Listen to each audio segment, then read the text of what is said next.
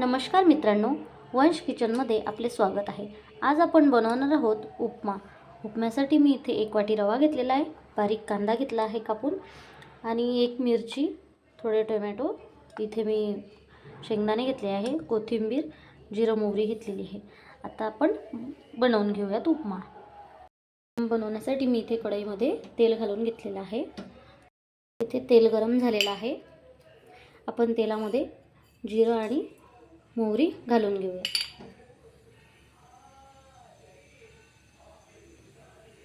तर यामध्ये आपण शेंगदाणे घालून घेऊ,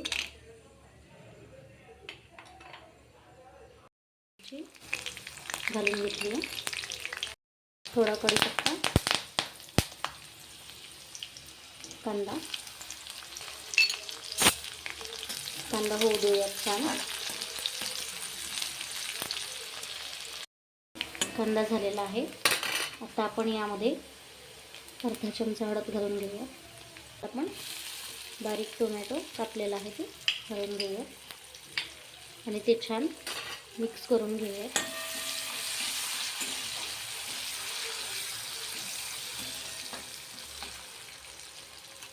आता आपण यामध्ये रवा घालून घेऊया।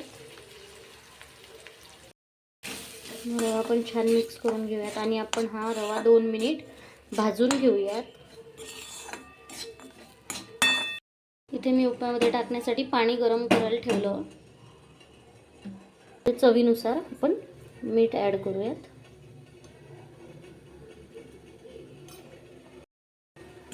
मिक्स करून घेऊयात मीठ सुद्धा आणि रवा आपल्याला चांगला भाजायचा आहे।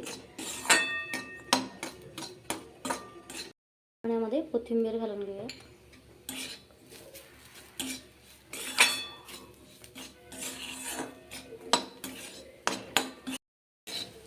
रवा छान भाजून झालेला आहे। आता आपण यामध्ये गरम केलेलं पाणी थोडं थोडं टाकून घेऊया।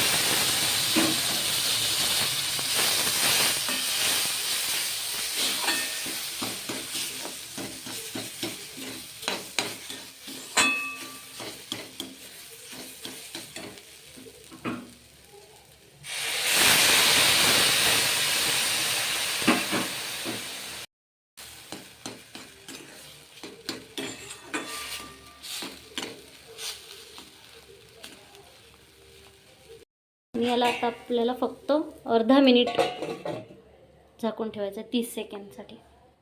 इथे आपला 30 सेकंद झालेला आहे। बघा उपमा कसा छान झालेला आहे।